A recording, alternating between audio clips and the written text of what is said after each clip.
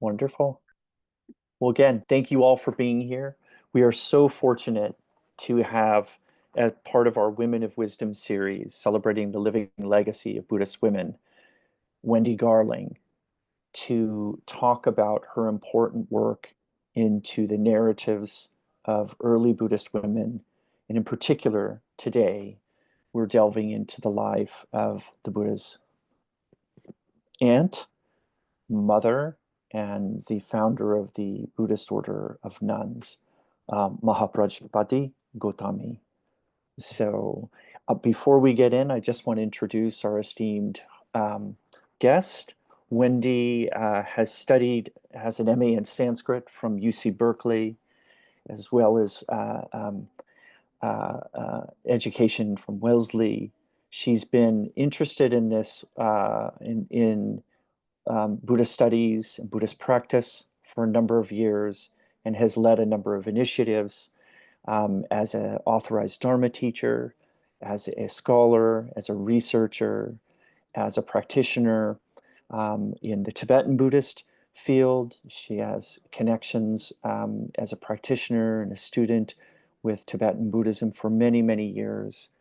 And in particular, she's written two amazing books that have brought together this interest and focus on the lives of early Buddhist women. One book is called Stars of Dawn. I'll be sharing the information at the end of the program, and I'll drop in links as we go. An amazing book of stories of forgotten Buddhist women. And then additionally, we have today's topic, which is her book, the the woman who raised the Buddha, the life of Mahaprajapati. And that's really what we're going to be delving into today. So we're so grateful to have you here, Wendy, leading us through this topic. There's a slide presentation. There's going to be time for questions. So we look forward to getting into this with you all. So with that, Wendy, I'll turn it over to you. And as needed, you prompt me, and we'll go through your presentation. So thank you all for being here. All right. Well, thank you. Thank you very much, Stephen. And I want to say thank you to Tse Chen Ling for inviting me and for featuring Mahaprajapati Gautami on Mother's Day. I think that's wonderful, and I look forward to sharing stories with you about her. I also want to give a shout out to all the moms out there and all the grandmothers and all those who generate motherhood in their lives, regardless of gender, caregivers, aunts, uncles, foster parents. We all have Mother Nature in our Buddha nature. So I want to shout that out to all of us who make that a part of our practice to nurture and take care of others. So let's begin by raising bodhicitta.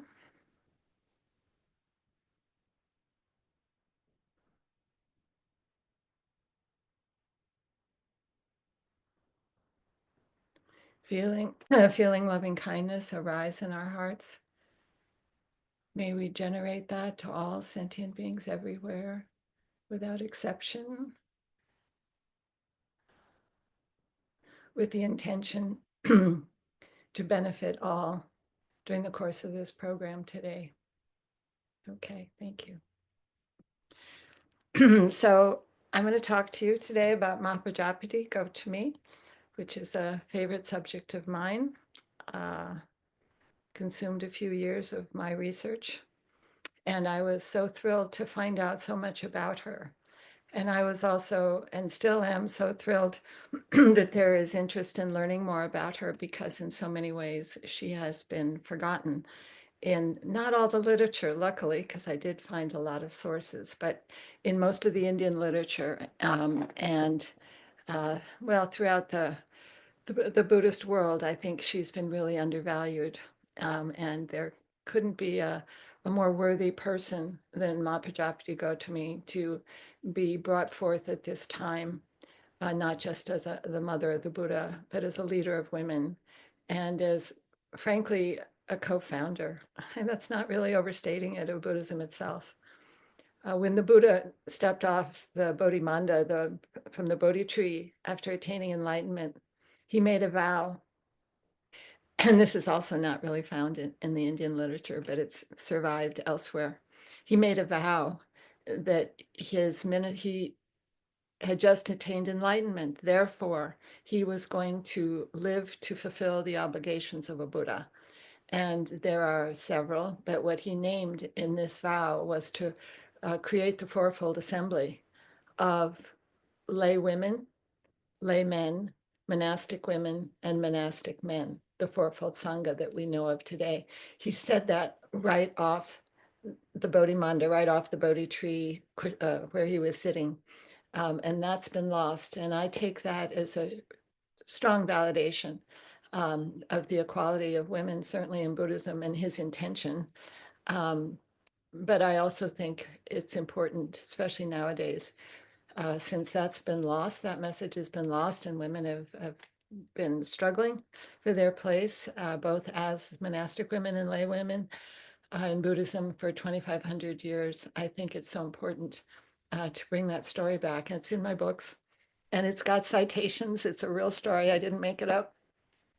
And I've had scholars validate that story, saying, "Oh yes, we've seen it here, we've seen it there, but it's never really come forth." So with that, I want to tell you about Mahaprajapati, who had so much to do with that. So I invite you to join me, and we're going to go back into the story world of the Buddha era.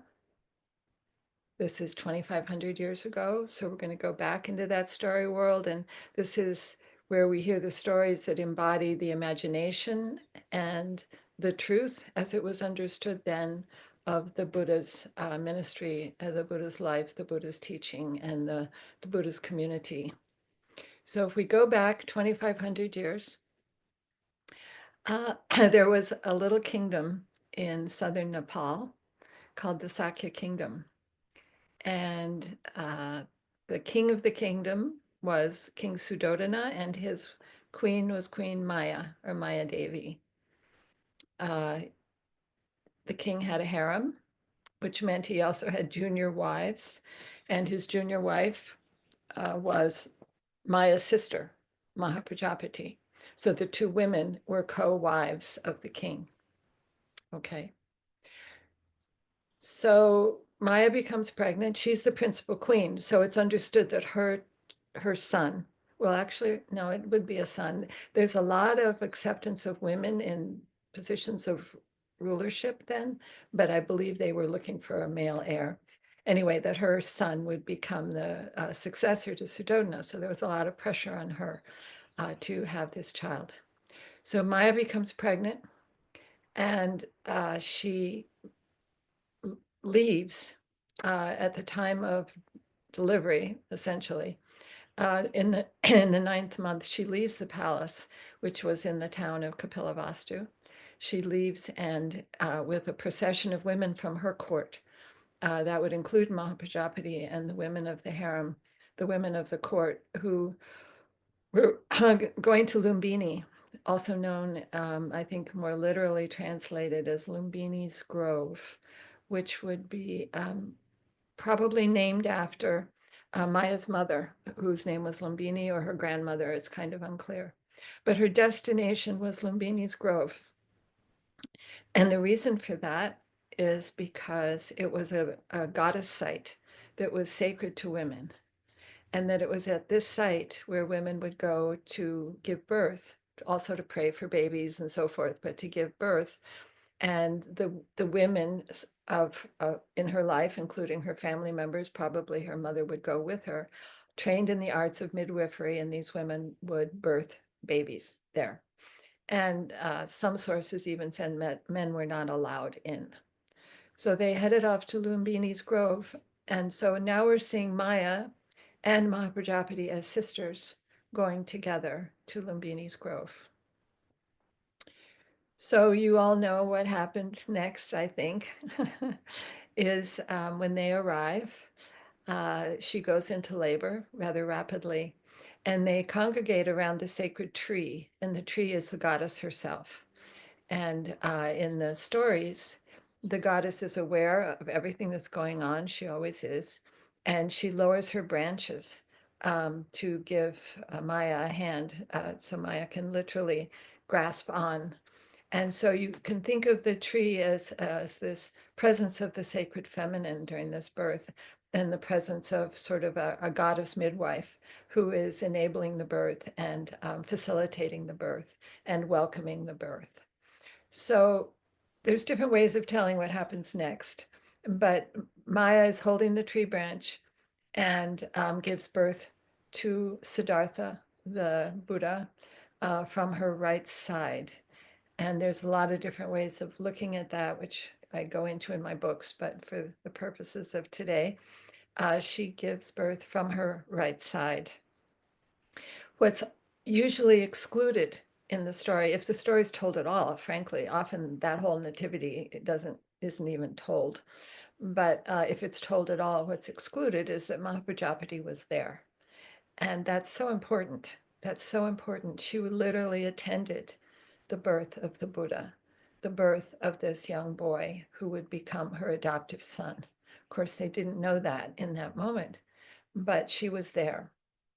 And I have some slides because I'll say the literature really neglects this area. I think the oral traditions, which originated these stories, were probably full of detail. But as the stories migrated into especially monastic institutions and so forth with sort of monastic editors, I think a lot of the feminizing detail got redacted. That's my personal opinion. It's also the opinion of other scholars. So when you read from the literature that was captured hundreds of years later, a lot of this detail is missing. But if you come across literature where perhaps the stories were written down more in sync with how it was told in the oral traditions, less redaction, you will find some of this detail. And specifically in Burma, we find very specific detail that Mahaprajapati attended the birth and was with her sister the entire time. We also find proof of this, and we'll go to our first slide with Stephen, if you would. The art captures the oral traditions very early on, and you can't edit or redact the art, right? So this is a very, very, very old piece from the Gandharan or northern region. And here you see how the birth scene was typically captured.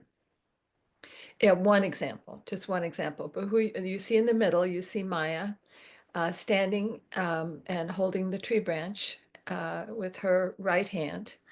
And you see the baby emerging from her right hip.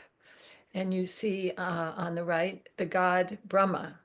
The later stories all tell us that the birth was attended by Brahmanical gods, by men who attended the birth. So it's either Brahma or Indra who usually is shown catching the baby. And there are often more figures to the right, but here we see one. It could be another god, it could be a servant. But on the other side of Maya, we see Mahaprajapati, her sister. And that is consistent in all these northern birth scenes. There is always this woman holding Maya, supporting Maya during the birth. And this is corroborated, excuse me, in some of the literature, not much, but this is Mahaprajapati, her sister. And then further to the right, we see a servant who is attending the birth. So this is a rather typical scenario of how the birth took place. And what I want to point out, and what is so kind of, when you look at the detail of these pieces, how Maya's gaze is on the baby, which is, excuse me, usually the case, but Mahaprajapati's gaze is on her sister. And there's this sort of beautiful triangulation of the three of them. And we'll go to the next picture, next slide. So this is a close-up of a similar image from the north. And I just love this one for the sense of touching, the tactile sense, and the sense of closeness that you get between the sisters. And that is a theme that is repeated in the early art and not as much in the early literature. and even more so in the next image, if you would go, Stephen. It's the same frieze, but you feel the closeness as the sisters are touching and holding each other. And what I see in this and what I feel in the story is they don't know what's about to happen, but in a sense, they're co-birthing this little boy. They're co-mothers. There's very little distinction. Um, and over time, that will prove itself. Maya is giving of her body to this little boy, but very shortly, Mahaprajapati will be giving of her breasts and of her milk. And they are both in this way, I feel, really co-mothering, co-birthing, simultaneously birthing this little boy. And I feel that's a very precious and very intimate and very, I would say, accurate representation of how the story is told and perhaps what took place. We weren't there. We don't have video. But anyway, this is a very intimate moment and precious moment shown here. And again, with her right hand, you see Maya holding the tree branch. The tree branch is in almost all the images, but you don't get that it's a goddess. You don't get that it's animated with the wisdom of a goddess, but that does come forth in some of the literature. So going to the next image. This is completely, oops, nope, back one. There you go. This is completely different, but I believe it's from Cambodia, but it is also a nativity. You can see Maya holding the tree branch with her right arm, and on her hip there's a little tiny Buddha in a lotus posture. It's just sitting on her hip. It's very sweet. But what strikes me about this image that I love is what the artist is really showing us is the love between the sisters, the closeness, the intimacy of the two sisters. And they're like chums, right? The way they're kind of casually touching each other, holding each other.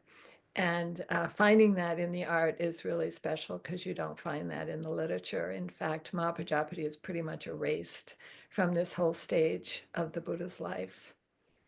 Okay, so let's go to the next image.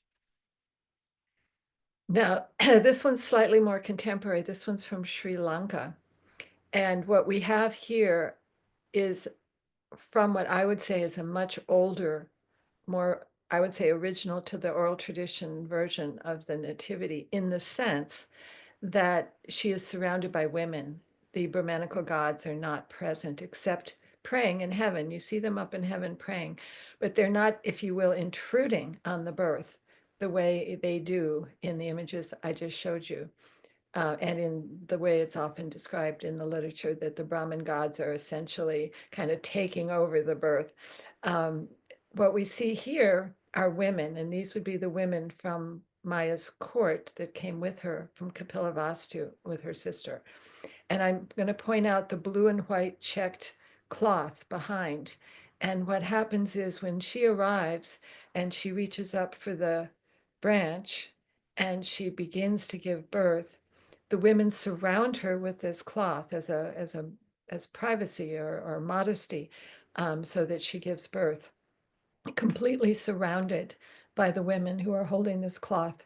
And this is detailed in some of the more Eastern texts, the very old ones, which I feel captured probably the story from the oral tradition more closely than the ones that were later redacted.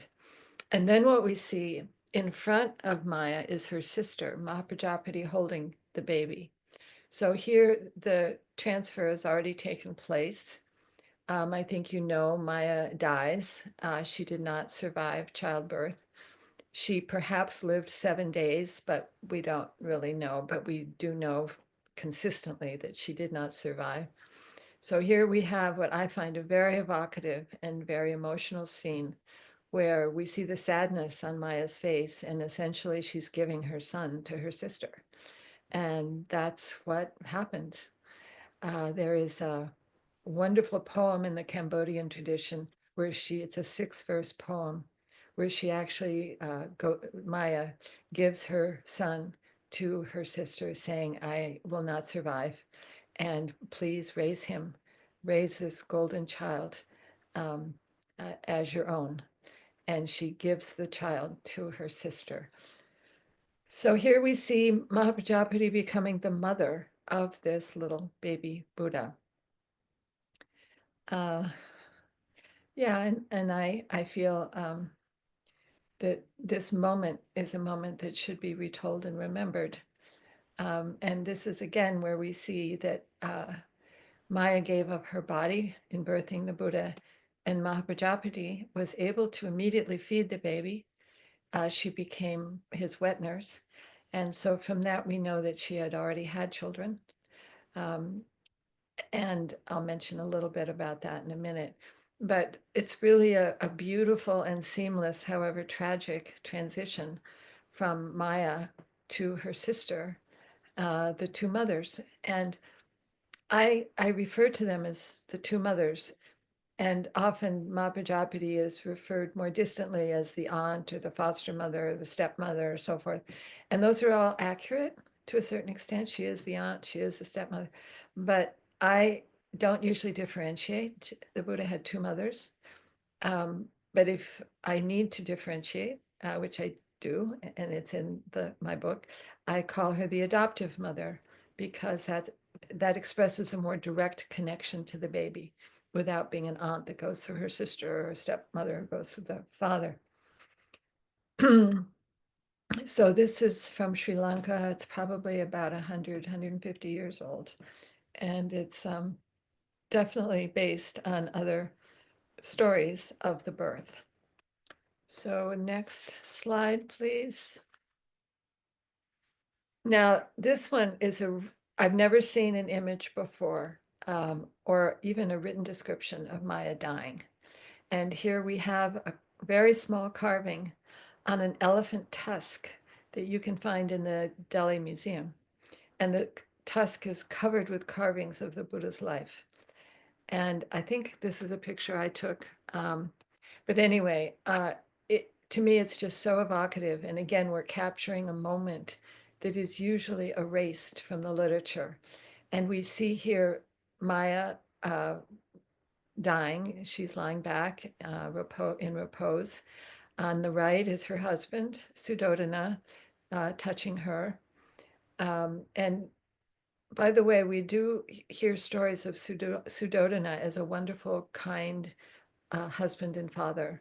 He is not one of these raging kings that you often hear about. He's actually a true, uh, truly kind and caring monarch. And I think that's expressed here in the tenderness with which he is touching his dying wife.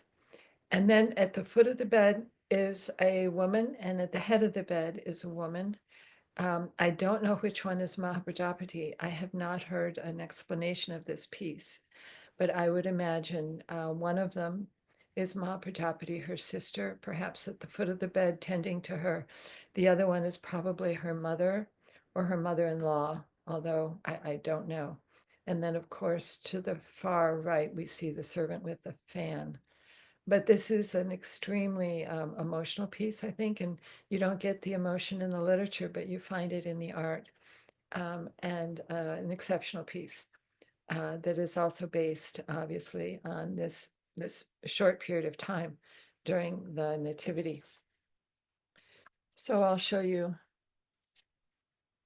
a couple more. Now look at this, look how different these traditions are. This is obviously from the Chinese tradition. And here we have it now. Maya has passed away. And this is Mahaprajapati on the central figure on horseback, and the baby on the right being held, and she's surrounded by servants. But this is mentioned in the literature, in some places mentions it briefly, of the return to Kapilavastu. I'm sure it was a very sad occasion, but Mahaprajapati now is officially the mother of this little boy. And this image, I believe, is in the Boston Museum. But let me read to you a quote that would match this from the Chinese Sanskrit. They took the child back to the king's own palace in a richly adorned chariot. The baby had ornaments of every kind and color around his neck, shining with beauty, exceedingly resplendent with unguents. The queen, embracing him in her arms, going around, worshipped the heavenly spirits. Afterwards, she remounted her precious chariot, surrounded by her waiting women. The king, with his ministers and the people, and all the crowd of attendants, led the way as they returned to the palace. So now we're seeing it all wrap up at the nativity. So Maya is gone. We don't hear anything about a funeral or about lamentations. It just is over. And now the Buddha, I think, they wanted to keep the spotlight on the baby and this magnificent bodhisattva that has come into the world. And probably the tragedy of his mother's death is just something that either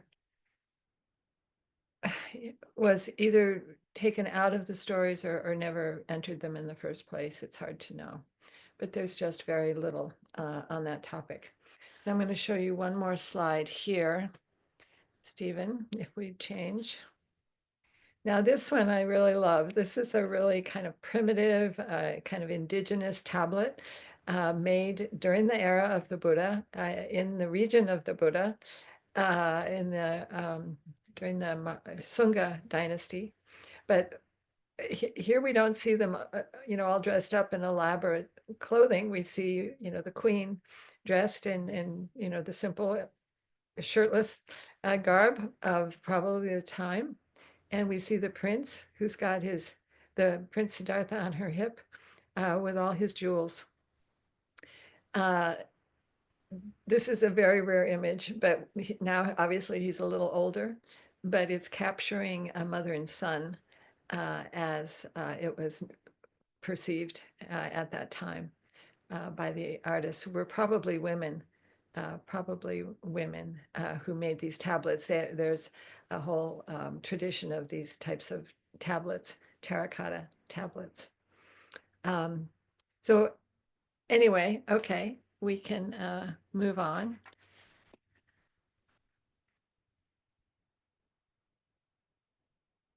Oh, go back to me. We don't need that slide yet. Sorry, Stephen. Okay. So there are very few stories of Mahaprajapati as his mother. There are some, and they're very consistent in how deeply she loved him, how deeply she was completely present as his mother. We also know that she had two birth children of her own with the king. And one of them, obviously, before the Buddha was born, because she was lactating, she was able to feed him. The other one, probably after. The text will always tell you the Buddha was the oldest, but that's deferential. That's because he's the Buddha and he can't have he can't be a little brother to anybody. But my guess is probably his sister was older. I forget, all the indications of that. But anyway, there was an older sibling and a younger sibling. And the sister's name was Sundari Nanda, and the brother's name was Nanda. And there's very little known about them. And there are really, excuse me, no stories of her mothering three children. The stories are always focused on the Buddha, always focused on the Buddha, because that's, what the main subject of all the literature was. So what I want to do is read to you, though, from the literature, some of the ways Mahaprajapati is described, because there's just no question the depth of her mother's love, the depth of her bond with the baby. So I'm just going to read to you. Some of this is so beautifully poetic. This is from a Sanskrit text. Then Mahaprajapati Gautami, beholding the prince like an angel, with beauty seldom seen on earth, seeing him thus born and now his mother dead, loved and nourished him as her own child, and the child regarded her as his mother. And then from a Nepali text, then the queen's sister, undistinguished from the real mother in her affection or tenderness, brought up as her own son the young prince, who is like the offspring of the gods. And then elsewhere, Mahaprajapati attended him without intermission, as the sun tends on the moon during the first portion of each month, till the moon arrives at its fullness. So the child gradually waxed and increased in strength, as the shoot of the banyan tree gradually increases in size, well planted in the earth, till itself becomes a great tree. Thus did the child, day by day, increase, and lacked for nothing. The child caused his loving mother always to abound in the most nutritious milk, so that even supposing it were not sufficient naturally, it became more than abundant through his influence. So you see the loving way that they are both remembered in the early literature and in the way the stories were told as they emanated from this amazing event that took place in Lumbini a long time ago. So the Buddha and the entourage go back home to Kapilavastu, and that's where he is raised. And he lives there till he's 29 years old. As I said, there are very few stories about him as a little boy, but there are few and they're very dear. And he always calls her mother. Sometimes the narrator will say the not adoptive, he'll say the aunt or something like that. But when the Buddha, the Siddhartha himself addresses Mahaprajapati, he always calls her mother. And you think about it, he never knew any differently, right? She's the only mother he ever knew. Okay, so we don't get a lot of stories until he's about to leave home. And then the literature explodes with stories because there's so much emotion around that event. But I want to read to you first. I'm going to tell you about that, but I want to read to you first. This is from the Sri Lankan tradition. And this is Mahaprajapati speaking when she was an old woman. And she's talking to the Buddha, her son. And they are reminiscing together about growing up together, about his childhood. And she very lovingly describes to him, and she's supposed to be 120 years old right now, and he is at the end of his life too. And this is what she says to him, and this has been captured in the Sri Lankan tradition.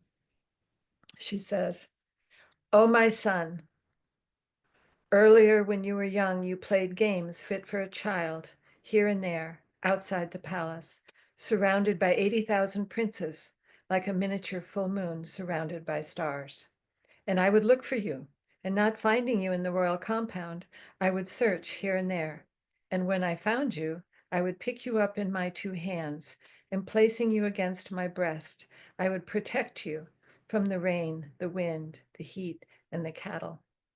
Taking you back inside the palace, I would lie down on sumptuous beds, and I would pacify you, putting you against my stomach and make you fall asleep. I gave to you who are incomparable the ordinary attention paid to a child that all mothers of the world give to all children." Don't we wish? But isn't that beautiful? She's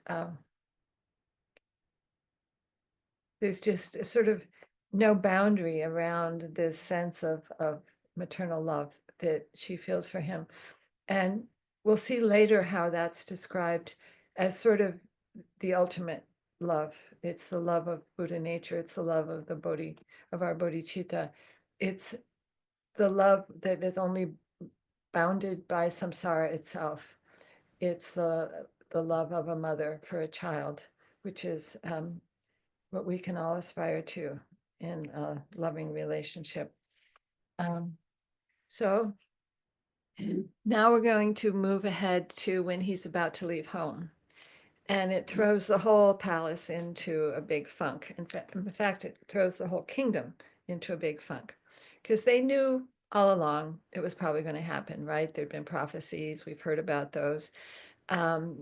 And yes, it does come about, and they start to see the signs, in him where he's not satisfied with anything. His father keeps upping the ante in the harem, adding more consorts, so he has more opportunity for sexual outlets and pleasures, and he just says, I'm not interested. And all kinds of warning signals are coming up.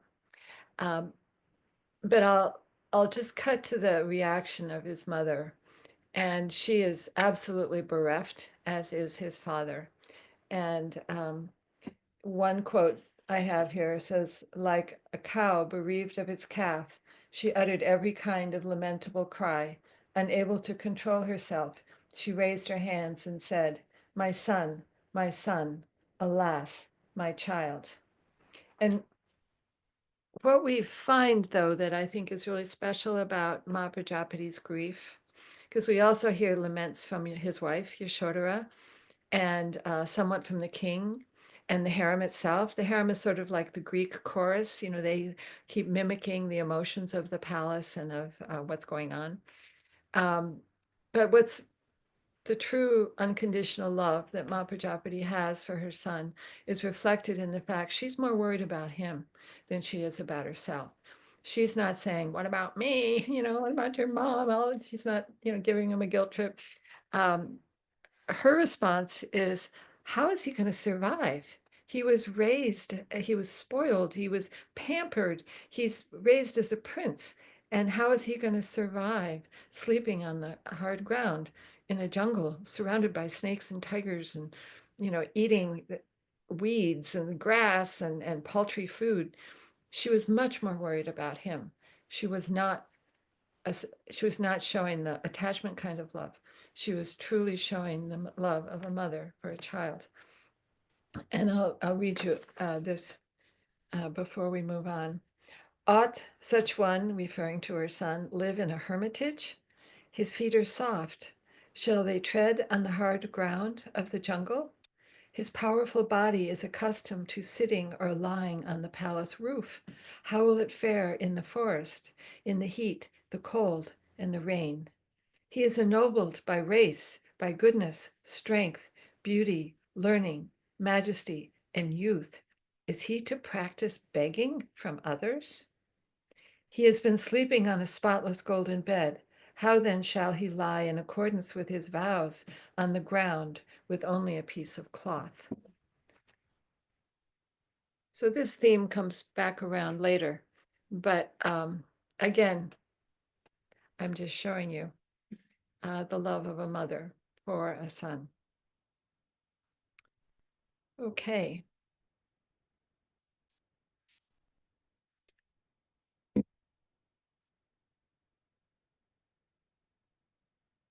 So now the Buddha leaves, right?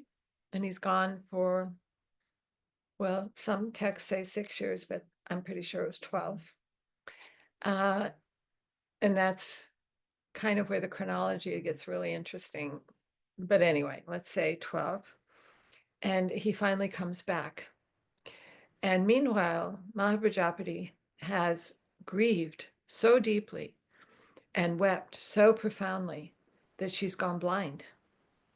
There's a whole narrative thread that tells us of her blindness. And we can see from that detail, not only is she blind from grief, but her whole world is just turned dark. Her son is gone. The light in her life, the full moon in her world is gone. And so she has gone blind during this interval of 12 years while he was gone. Then there's another narrative thread, which can be quite lengthy. And I can't give it the treatment it deserves here, but it's an entire chapter in my book. And I find it one of the most important stories about Mahaprajapati. But briefly, a whole nother narrative thread tells us that the way she dealt with her grief was by making a robe for him. And this was a robe that she made with mother's love. She planted the seeds herself. She tilled the earth. She watered with milk in the garden when the seeds came up. And this is cotton, which was considered very precious then. When the seeds came up, she harvested with her own hands. She did the spinning and the weaving herself. And what is remarkable is she was a queen, and queens don't do that. It's a very, very low caste thing. It's an artisan's job to do all of that, but it didn't matter. That wasn't the point. She was doing this to deal with her grief and out of love for her son. So for 12 years, she is making this amazingly beautiful cloth, which is said to be spun in gold with golden thread, whether it was real gold or the color of gold, doesn't matter. And it was reminiscent to me of the Odysseus story where Penelope weaves the whole time he's gone, waiting for her husband to return. And in this case, we have Mahaprajapati um, preparing this magnificent robe. And in the traditions, robes are one of the most wonderful gifts, one of the most meaningful gifts you can give. And her idea was when he finally comes home to present it to him. Um, and I'm going to pause that for a moment. That's what she does, but and return to him coming home, because the chronology of the robe story extends way beyond the even the lifespan of Mahaprajapati and her son. So I will wrap that up in just a moment. But the Buddha returns home after 12 years, and he comes home with a large contingent of monks, which shows us that he's had time to develop his ministry in India. He wasn't straight off the Bodhimanda. He, had time to start to develop his ministry. So he comes home and everyone is so happy. His whole family is so happy. And his father has created a special banyan tree grove. It's called the Banyan Tree or Nagrota Grove, which is a multi-acre site near Kapilavastu where the Buddha and his monks could camp and where he would give public teachings, and people could come from near and far and meet there for his teachings. So his father prepared that. And so the Buddha arrives and he sets up camp, and his family goes out to greet him, including his mother, of course, and father. And in the chariot with them are Yashoda, also the wife. And they're riding out so excited to see the Buddha, their son. They haven't quite computed what's happened yet. He's still Siddhartha to them. But they're riding out to see him. And he's performing miracles. And the reason is there's so many skeptics and naysayers that this is what you do if you have to prove to people that you really have achieved the attainments you've attained. And there's more reasons too. But anyway, so he's up in the air, and there's water, rainbow water pouring forth from his body. And everyone's cheering, bravo, bravo. And there's this huge crowd. And Mahaprajapati, who is blind, is saying, what's going on? What's going on? Why is everyone saying bravo? And Yashoda, in her kindness, says, here, I'll show you. And she gathers some of this miracle water that is spewing from the Buddha, and she uses it to wash Mahaprajapati's face, and she washes her eyes. And of course, her sight is returned. So once again, she can see again. So this whole interval of darkness has passed, and she can see her son. So the other thing that happens is that as the Buddha begins to teach,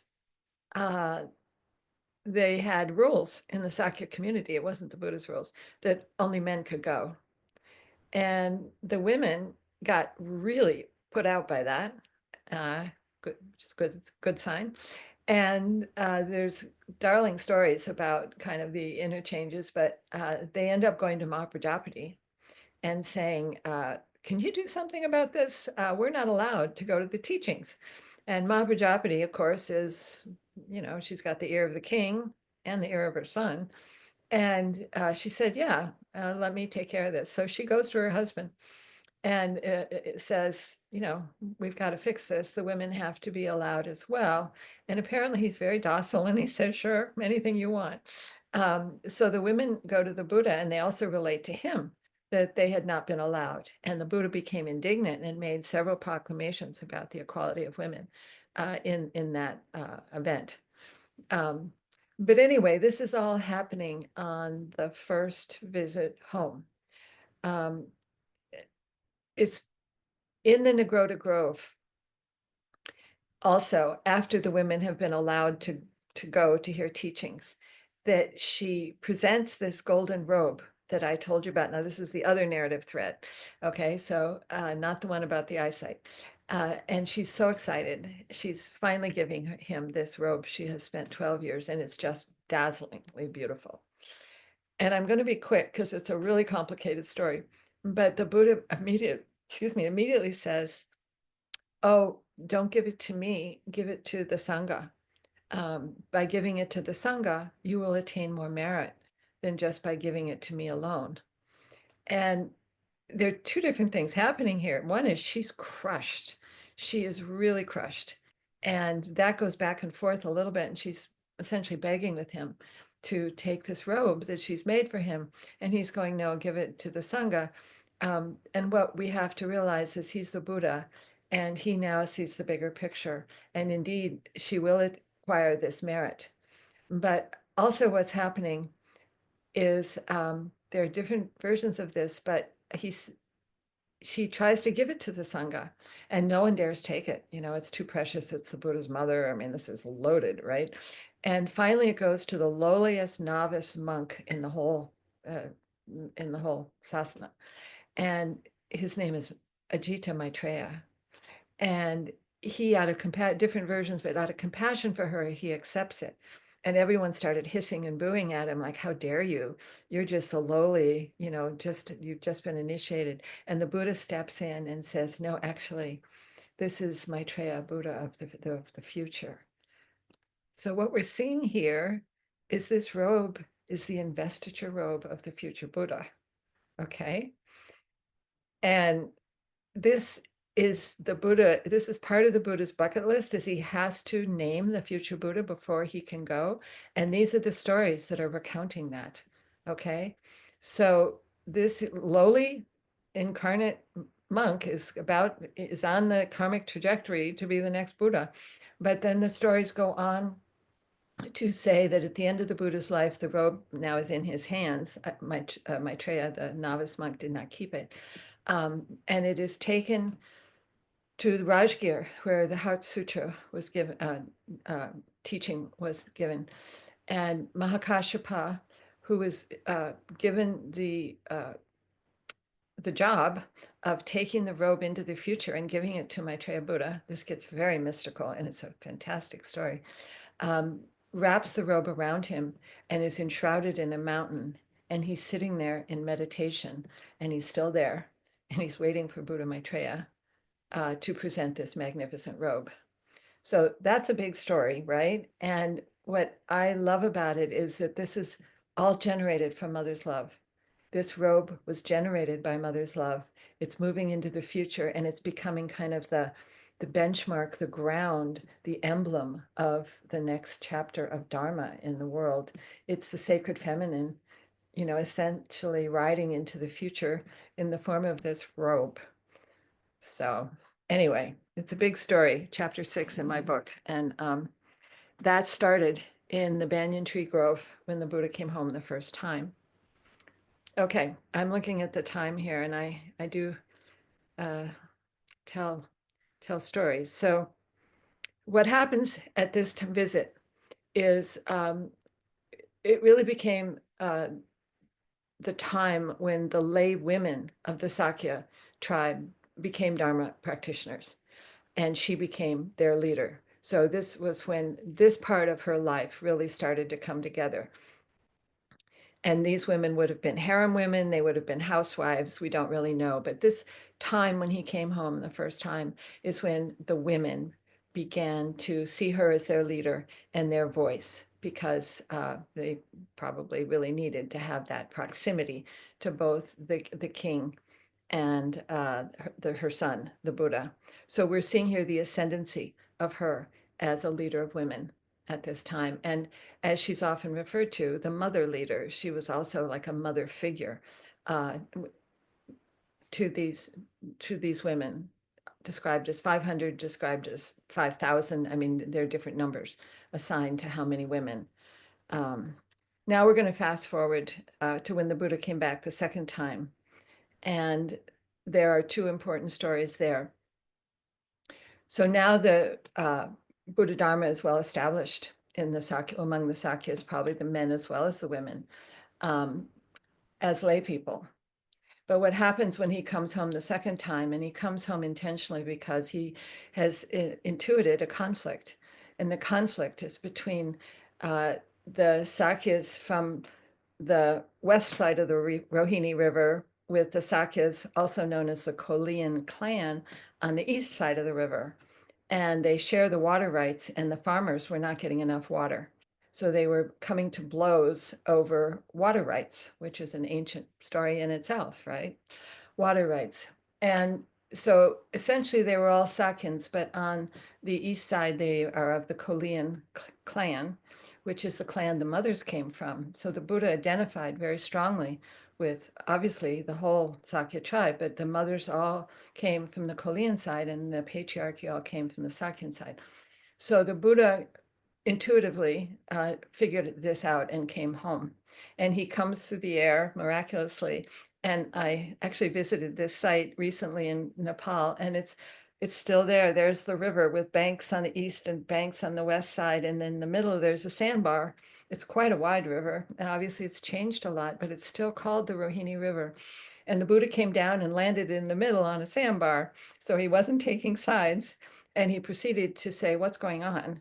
And they proceeded to tell him that it was about water rights and we were killing each other and stuff.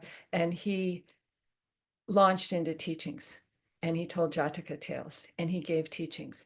And the women sat with the men on either bank of the river and heard these stories. And the men immediately became very regretful and very, very sorry. And so much so that many of them threw down their weapons and said, we want to take discipleship with you. We want to be ordained as monks. So there was a mass exodus at that time from that event of men. And it kind of backfired because the women got upset. The patriarchal structure was already challenged because Suddhodana had just died. So that's the other part, the other story. The Buddha had also come home to take care of his father's funeral rites. So the whole patriarchy was starting to collapse, and women literally had no other options. I mean, they had to live as protected within that structure as family members or as consorts or whatever, but there was no plan B. They weren't educated. They didn't have jobs except maybe the artisans. But even still, this marked a huge change. So this was what triggered the women wanting to take ordination. They had lost their husbands, their fathers, their sons, and also probably to stay close as families. You have to imagine the familial kind of connections that people were feeling.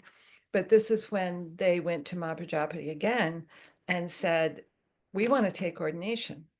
And they were ready, right? They had been practicing for 5 or 6 years or more. We don't know the intervals.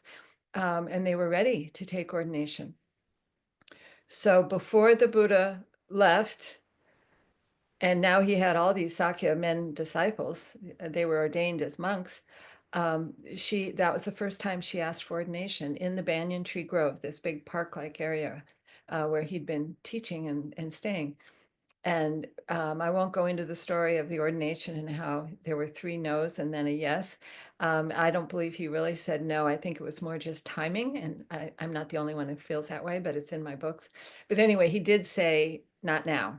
And so the women, as you know this story, were determined and shaved their heads and dressed as if nuns, even though they weren't yet, and followed when the Buddha left with their husbands and fathers and so forth.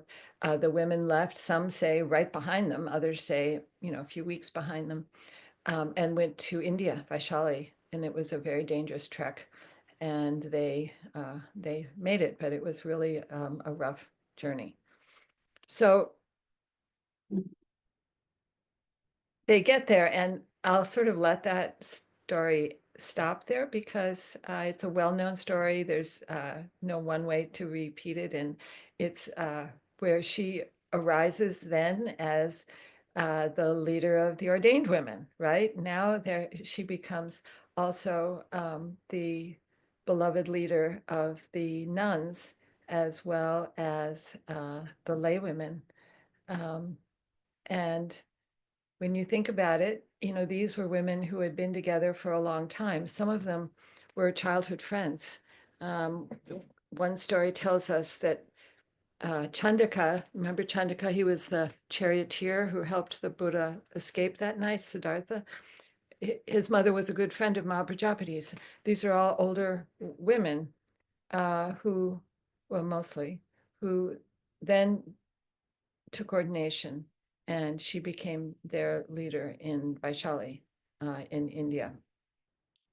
So I want to ask Stephen now to put up the slide, the next slide. And this, okay. When I was in Nepal recently, I found out that so many of the sites from the literature are still remembered. Just as I said, the Rohini River is remembered. And the banyan tree grove that Suddhodana prepared for his son and for all the monks and for the teachings is well remembered. It's completely deserted. There's no tourism there. But stupas have been built around the site to mark certain events. And I would say it's many acres. I don't know. And you just walk in kind of a wire fence and there's nobody there and you do whatever you just, you know, it's just a sacred site. And to me, all the stories and the memories of the stories came back and being there. One of the stupas in one of the little temples marks Rahula's ordination site. Another one marks where he taught, where the Buddha actually taught. There was probably shade trees then.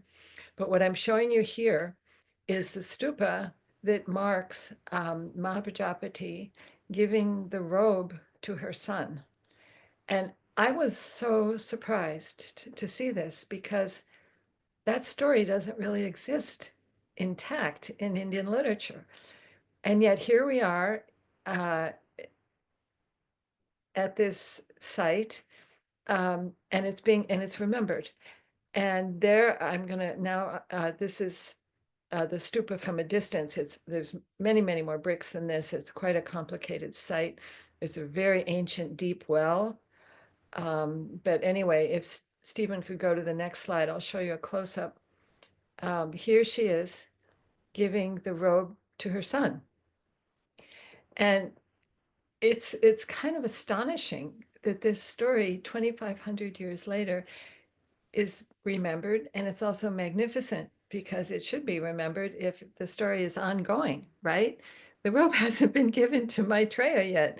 This is an ongoing story. It's one that did not get checked in the past. But here is that moment. She's on her knees in front of her son. I couldn't tell if this was old art or if it's kind of new. You know, it's pretty primitive. There's no indication there. There's no brochure. There's probably an archaeologist who knows, but there's no information. I think I was told that it is considered quite old, and they found the tablets there, which makes sense. But you see how kind of primitive they are. And yet here we have that moment and that emotion where she is giving this gift to her son and then struggling with his response, which is, you know, ambivalence, right? But now we know that, in fact, he had the insight to truly see the depth of this gift, to truly see the merit and the mother's love. And, you know, Maitreya is heralded as being the the Buddha of the future of loving kindness, right?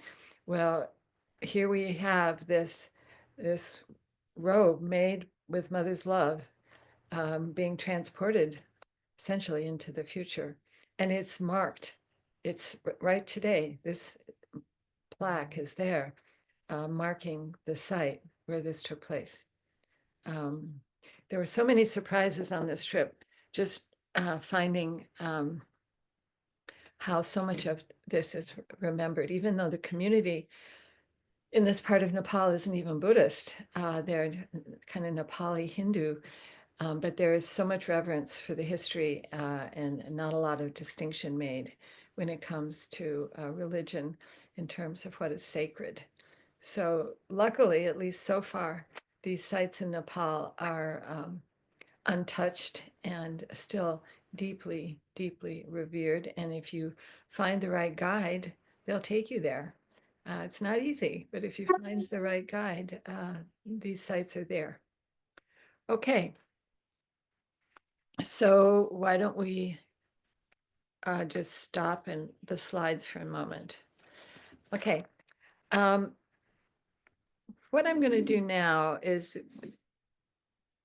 there's not a whole lot about Mahaprajapati as a nun, but they kind of reinforce this sense of leadership. And some of the stories are very sweet and touching. And the ones that I did find, I've captured in my book. But what I'd like to do now is fast forward to what's called her Apadana, which might be familiar to some of you.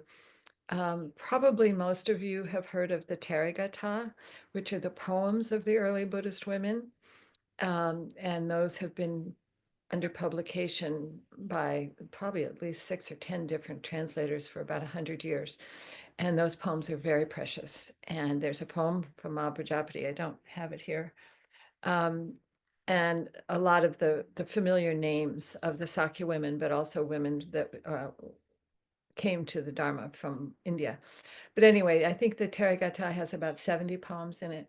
And the Therigatha was actually, or has been held in the Pali Canon, in the final text of the Pali Canon. But what also has been held all this time that was not translated until very recently were the Teri Apadanas. Okay, so the Gata means poem, Apadana means biography, or yeah, spiritual biography. So what these are similar to the Therigatha, and many are told by the same women, but they are women's autobiographical accounts of their karmic trajectory from the moment in a past life they committed to becoming enlightened under a Buddha, or attaining arhatship is usually the language of the text, to the present. And the Apadanas are a fabulous repository of even more stories than the Therigathas, the poems, because they're much longer. And we all have beginningless lives, as Buddhists know. Our lives are considered beginningless. But when you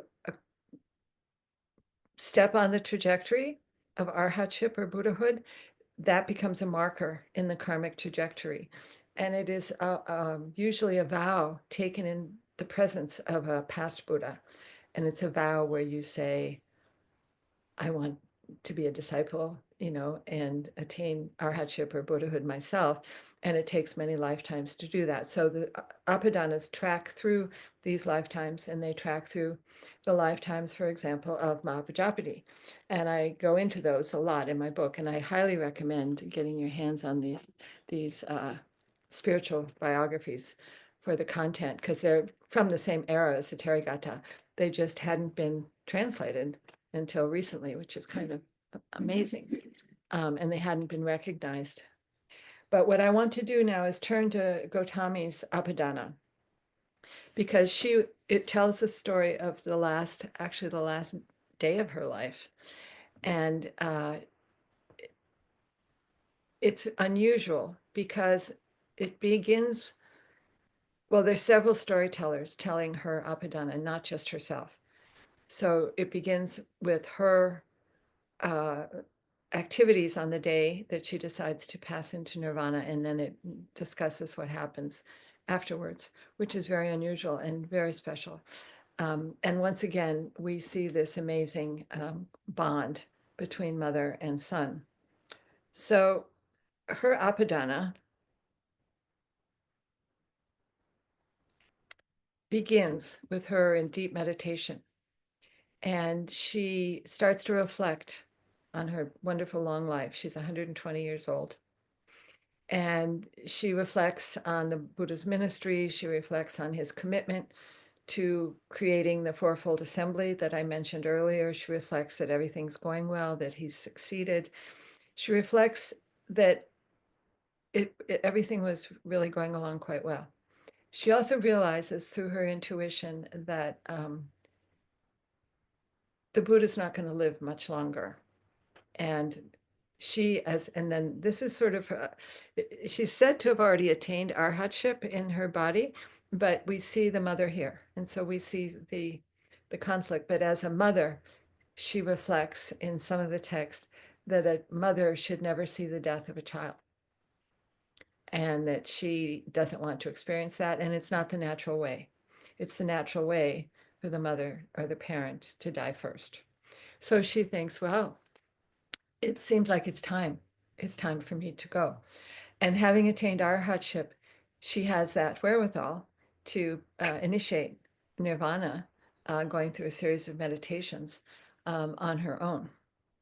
So she reaches this conclusion, and there's all kinds of signs. There's earthquakes and rainbows and all kinds of stuff.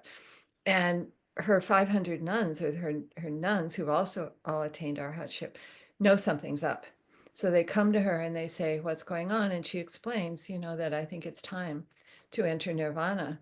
And just like that, they say, we've traveled this lifetime with you. We've traveled all these lifetimes. They've all been in it together. There's this beautiful sense of interdependence and interconnection of all these women. And they say, so we're going to go with you. We're going to go too. Absolutely, no problem. That's the decision. So what happens is they all decide they have to go see the Buddha. They have to talk to him. They have to get his permission. There's a number of formalities to go through. So they all leave this monastic compound, and they're walking. And this is in Vaishali, by the way. And this is said to be, I'm not sure anybody really knows. I was just actually there. Not just there, like a year ago, but it's said to be the same site where they requested ordination, but this would be 40 years later. Now they're meeting the Buddha. Oh, well, that's where anyway, it's in the same area. So they go to see the Buddha.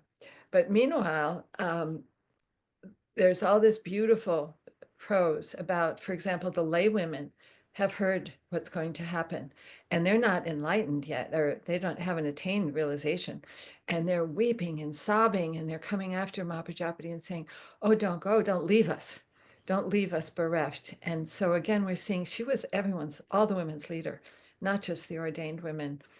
And also the goddesses, and the goddesses are very dynamic parts of this spiritual landscape. And they also have human qualities. They're not like Tibetan, Taras. They're very human. In fact, Maya is a goddess in heaven, not in this story. But they also are weeping and saying, don't do this. How can we survive without you? We need you. And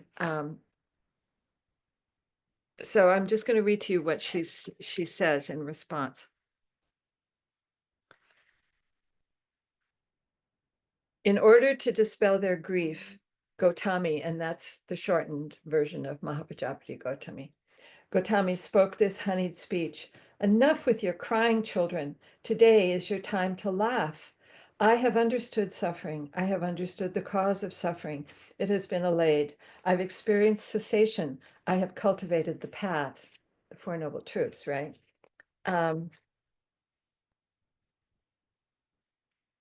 The Buddha has been worshipped by me. I have done what he taught. The heavy load has been laid down. The ties to existence have been removed. The reason for which I went forth from my home into homelessness, I have achieved. I have destroyed all the fetters. While Buddha and his great teaching are still around, nothing is lacking. That's the time for my nirvana. Do not grieve about me, children. And then she goes on to say, my wish I've had for a very long time is finally fulfilled today. This is the time for drums of joy. What then with all these tears, children? If you feel compassion for me, if you all appreciate the great teaching's stability, then strong and fervent you should be. Beseeched by me, the Buddha gave ordination to women. Therefore, as I have shown myself, you all should follow after him.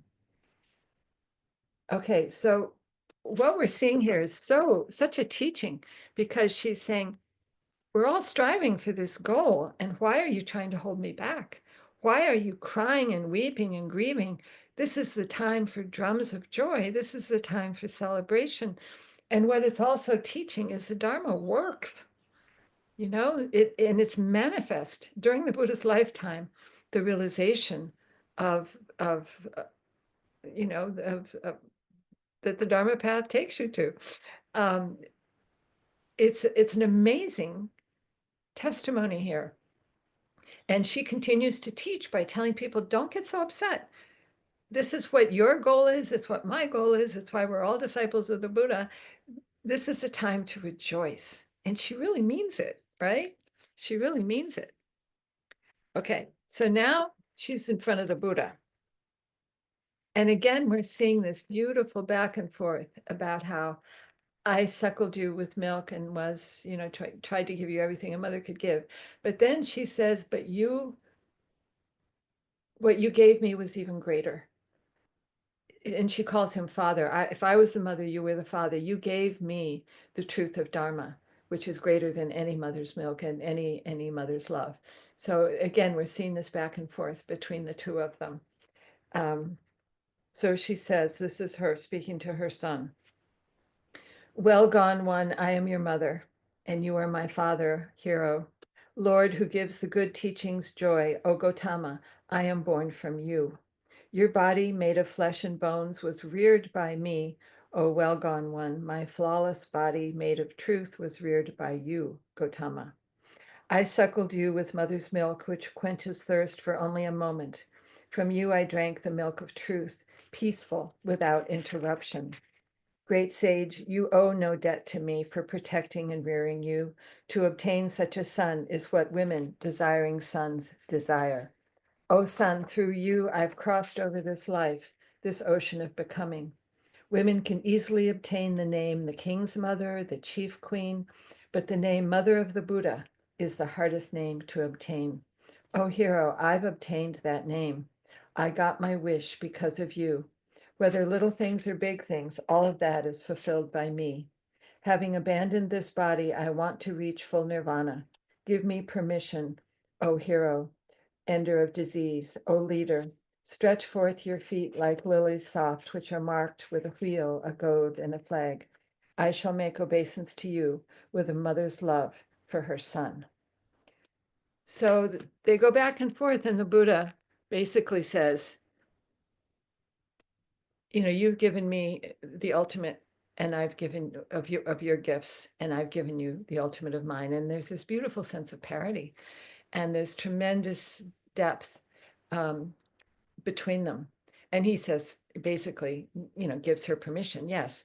And then the 500 women come up from behind, and they make the same request, and he grants them also. And what happens next is, well, it's complicated. It's 40 pages.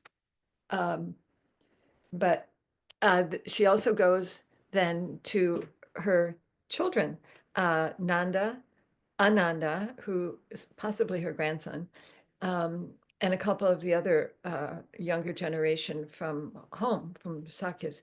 And those that have arhatship, like Rahula and Nanda, they understand, and they are okay with her deciding to pass into nirvana. But Ananda, the one who is the helper to the Buddha, he bursts into tears. He hasn't attained arhatship yet. And there's this very sweet, again, back and forth, where he's saying, oh, don't go. And he also knows this means the Buddha will be dying soon. And he's just overwhelmed. He can't abide the pain. And again, she is so joyous, and she's sort of shaking her finger at him again, saying, this is what we've all been working for. How can you be sad? And then she said, don't stay attached to this event. You have work yet to do in your life. And she reminds him of the sacred task he's had of remembering the Buddha's teachings and of being the holder of the Dharma. And she said, don't blow it. This is your work. And certainly don't get distracted. About impermanence.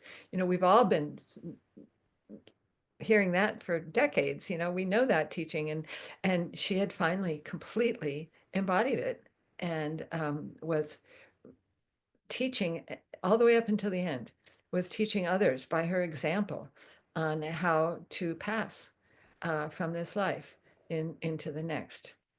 So I'm going to read to you a little bit more, and then we're going to go to some questions.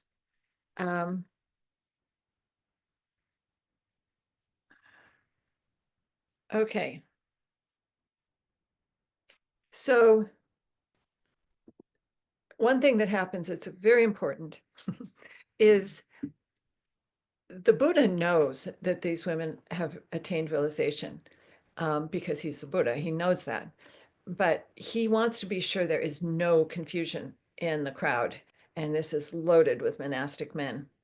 And he says, just to be sure that there is no doubt that women too can attain arhatship, can attain the highest realization, he gave them permission to perform miracles. And I think I said before, miracles are usually a no-no, but if you have to prove your attainments, then it's sometimes okay.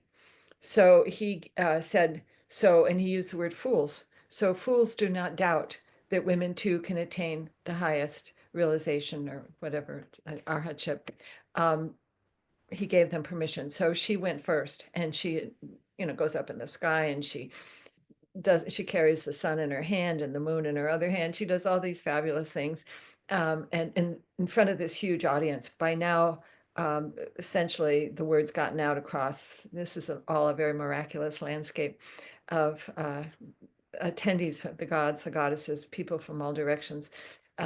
Anyway, there's this huge attendance, and they are witness, not just to Gautami, proving that she has attained this realized state, but all the 500 women. Then they go up, and they're like a constellation of stars in the sky, and they also prove it.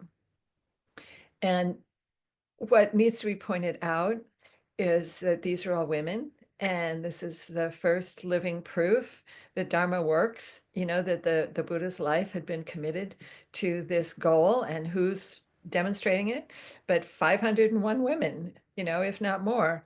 And they are demonstrating it to the audience, including all the naysayers. And there was always naysayers in all the stories too. There's always naysayers and skeptics and patriarchs who don't want to go there and that kind of thing.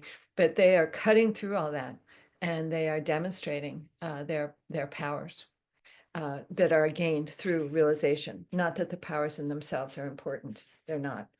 Okay, I'm going to move more quickly here. What happens is then all the nuns go back to the nunnery and go into meditation and go through the stages of attaining nirvana, individually and together. They all do this collectively, and they're all then deceased. They've all attained nirvana simultaneously. And miracles upon miracles, are described at this juncture. But the Buddha instructs Ananda to just make the announcement, and he does. And then the gathering increases, and there's different versions of like who carries Mahaprajapati's bier, her when she's laid out as a corpse, and her four sons, Nanda, Ananda, those, and then the Buddha with his hand under it carries it. And that's considered, that would normally be a no-no for a Buddha, but he's her son. And in this moment, that's his job. It's also felt that that is a detail that was, well, this was a performance piece too in those days. So this whole procession and the ritual was also a performance piece. So for the Buddha to show that reverence to his mother would have been intentionally or included or not included as part of who he was perceived to be. So it's a very touching Ananda's announcement. I think I'm going to stop before I can read it. Let me see how long it is. Because what's really exceptional then is the Abhidhamma concludes with a eulogy from the Buddha himself. The Buddha doesn't give eulogies. Okay, I'm just going to read Ananda announcing the death. So the Buddha says, "Go now, Ananda, tell the monks my mother has reached nirvana. Then Ananda, who'd lost his joy, remembering he's still crying, whose eyes were filling up with tears, announced while choking on his words, "Come together, O Buddhist monks who are residing in the north or the east and the south and the west. Let you all listen to my words, monks, who are the well-gone one's heirs. This Gautami, who carefully reared up the body of the sage, has gone to peace, just like stars when the sun rises. She's gone home, leaving behind her designation, the Buddha's mother," it's in quotes, "where even he, the five-eyed one, the leader, cannot see where she has gone. Each with faith in the well-gone one, and each of the sage's pupils ought now to come, that Buddha's son, to honor the Buddha's mother." So you imagine people coming from every direction, uh, and magically they come through the air. It's this very supernatural event, and um, this whole area is just filled with spectators. And then the cremation biers are set out and the bodies are laid. Well, and they say 501, we don't know how many, but 501 bodies were laid out for the cremation. And then there's this cremation. And it's said that Mahaprajapati's remains were as a heap of pearls. And I forget the Tibetan word for that, but that's, a holy person's remains have those jewels. I don't remember that word. So Ananda puts them in the Buddha's bowl and takes them to the Buddha. And then the Buddha gives a eulogy, which is kind of phenomenal. And it's on the one hand a eulogy, and then of course on the other hand, remember, it's a teaching, of course. And remember also, he knows he's going to pass soon. So this is really a bridge. This is a transition where he's helping people. And just as Gautami didn't want her disciples and the goddesses and the laywomen and her kids to be attached to her, it would only encumber their own progress spiritually, right? So the Buddha is also making that point to all the assembled, the thousands, millions of assembled witnesses, saying, this is a realization that we're all striving for. This is the fruition, the culmination of Dharma practice and realization. So here he is. This is the Buddha's eulogy.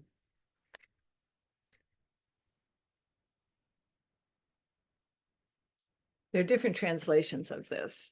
Okay, I'm not crazy about this translation. This is the easiest one to get a hold of, though the others can be very obscure. Just as the trunk of a standing gigantic timber-bearing tree, impermanent, breaks into bits, however massive it may be, so Gautami, who was a nun, has reached her final nirvana. Oh, it is a marvelous thing. My mother, who's reached nirvana, leaving only relics behind, did not grieve and was not wailing. Grieving not for others, she's crossed the sea of existence. She's cooled. She's in nirvana. Her torment is now avoided.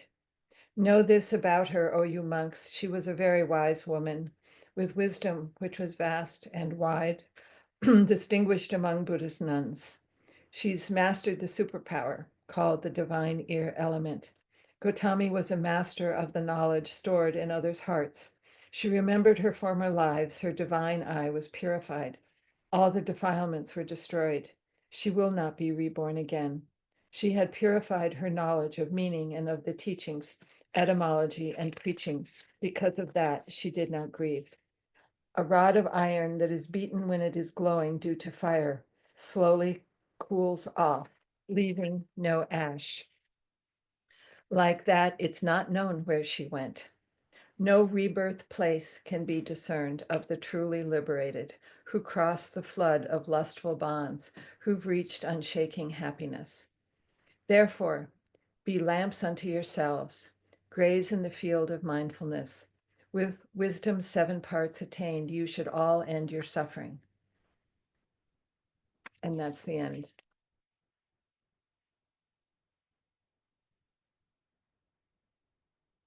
And it's not dissimilar from his own words at his own death when he said, be a lamp unto yourselves.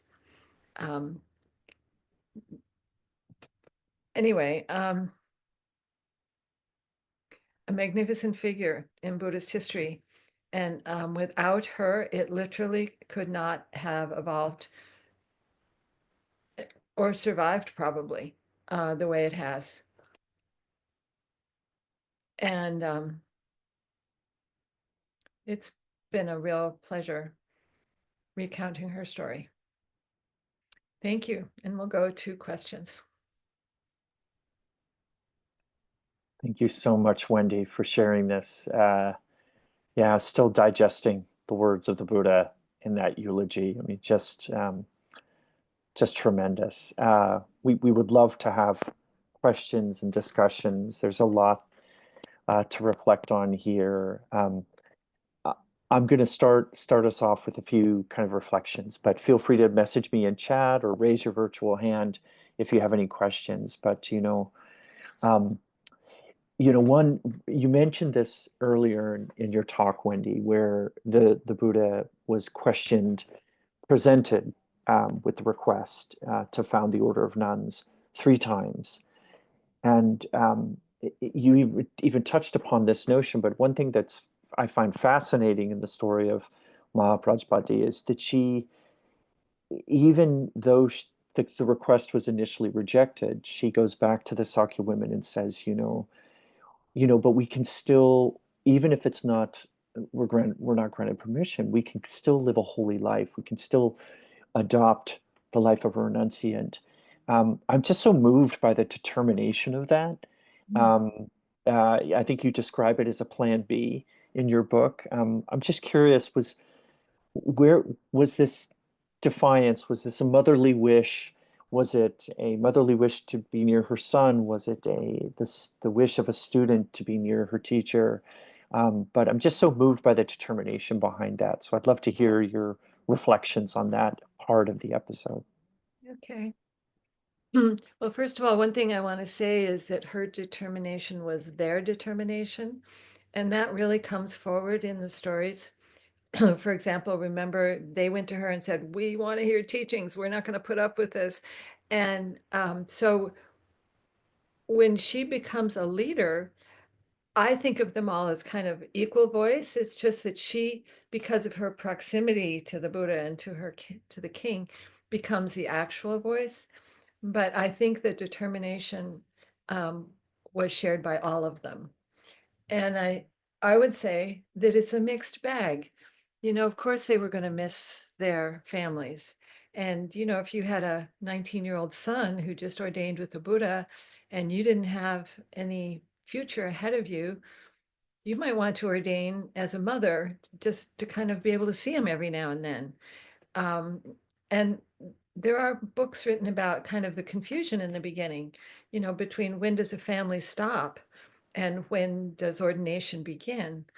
For example, all these rules the Buddha had to create were around things like, well, can a monk go home to his wife's house for dinner? You know, they're still married. There was no official divorce. And there's stories of monks being pulled back home to help decide a husband for the daughter. Again, it must have been a fascinating time when everything was getting sorted out, but it was also complicated for the Buddha because he needed very separate celibate quarters for the men and the women, and I'm sure there was a lot of blurring of the lines. But so I think that the determination had a lot to do with family. We don't hear about who was left behind, including the children. And I think that's a big question mark. Um, but I think they also really loved the Dharma. I don't think it was a false pretense that maybe that would wear off and you turn around and go home. But I think for the women who really persevered, maybe they didn't have family who had gone ahead. Maybe they just really loved the Dharma. And I'm sure it was pretty amazing being around the Buddha. I mean, maybe they just really didn't want him not to be a part of their lives. I can imagine that. I can relate to that. So it would be probably 501 different stories, of who went for what reason. But I think you're right that determination was a thread, a common denominator, because it was 300 kilometers barefoot, through jungle with, you know, tigers and rhinoceros and pythons and, poison ivy. And I mean, it was really difficult. And they're described as arriving, I'm sure you all read the descriptions, bedraggled and weeping and weakened. But that determination, they walked right up and said, we still want it. We still want ordination. So I think it's probably a beautifully humanly mixed bag of what went into all their determination, but determined they were. Um, Thank you, Wendy. Again, please send in your questions. Raise your hand if you have any. Another topic that I think I find so fascinating in your work is, and I'm curious if you feel the community of Sakya women is essentially the first narrative about a Buddhist lay community. Is prior to them ordaining, you've talked about how there was an intact community. Is this really the first narrative we have of a lay community in Buddhism? you mean my narrative? Just the narrative kind of the 500 Sakya women kind of Oh, being kind of congealed in some ways as a community prior to the wish to ordain is it doesn't seem we have many other narratives of lay communities from that time. well, I think what has happened is the chronology gets all mushed together. So I made a real distinction between his first visit home and his second visit home. I think that usually that distinction gets lost in most of the either the translations or in the retellings that we see today. Um, there's a scholar from the early 20th century, E.B. Horner, a woman, British scholar, Pali scholar, brilliant, who commented that it was clear that there must have been a lay community of women because how else could they have been so prepared to ordain? So we might think, I mean, if you think about it, it's kind of odd, if not disingenuous, and maybe that's why the Buddha would say no, if a person who knew nothing about Buddhism, who had not practiced, would just say, may I ordain as a nun? And I think what I found in really dissecting and pulling apart the different stories, that there was a sequential, it was sequential. And I think that makes sense. Again, you always have to say what makes sense. It makes sense that it's sequential. Um, and I am not aware that it's called out in texts, either contemporary or ancient, because as I say, this chronology is so mushed together, and there's a lot of things that get mushed together, like the age of Rahula, was he 6 or was he 12? And, that kind of thing is all part of this chronology that got, I think, got tangled up. Uh, but to me, I go with what makes sense, and it makes sense. And especially when I found the story where the women got indignant that they weren't allowed in the teachings and insisted. And we find this in the Tibetan Kanjur, don't find it in the Pali texts, and we find it in some even further northern actual theatrical pieces where the women insisted that they too should have a right to attend the teachings. Um, so I think it makes sense, and I think it should become part of the new narrative because it is in the literature. It's just not spelled out. As I said, pulled it apart and spelled it out, but um, it should be part of the new narrative. Wonderful. Wendy, talking of kind of picking up that thread about a new narrative, your work highlights, and I'd love to hear your thoughts on this, that there's an endurance in the oral tradition and in the artistic record that sometimes is not mirrored in the canonical traditions. What are your reflections on that? And just what causes it? I have a suspicion of what that editorial voice may be, but I'd love to hear your thoughts on just first of all the power of that just over millennia, just not going away, but still a very substantive force to create a different narrative. So just would love to hear your thoughts on those. Well, really enjoyed the fact there were other sources besides the literature. And I've always loved looking at the art. As an undergraduate, I was an art major, and I started looking at Indian art even then. So to find, for example, Mahaprajapati repeatedly shown in the nativity scene um, was very gratifying and also validating, because she's been erased from the literature. When you hear this is one of those discrepancies you're pointing out. In terms of the oral record, boy, we've lost so much, but there's probably still oral records out there that we're just not hearing. I mean, in Nepal, these villages still tell stories, and the children still learn about history through this village storytelling. I'm not the anthropologist to record all that, but I think that probably on some level there's more oral tradition than we realize. I mentioned the poem in the Khmer tradition that is been preserved for centuries, who knows, millennia. These are beginningless. No one knows, but when they first began. But the story of Maya giving the baby to her sister, um, the scholar who captured that, he's a Western scholar, has captured many from the same community of Khmer Cambodians, and he is trying to keep them alive. So he's recorded them, he's recited them, he's learned how to chant them from chant masters, and he's writing them down, and he's doing scholarly research around these in Cambodia. This particular one is the only one that really fit my work, but he's doing tremendous work trying to capture the oral traditions. I don't, unless you're there in person and have a translator, I don't, have much to say about oral traditions, except I would hope that more can be captured.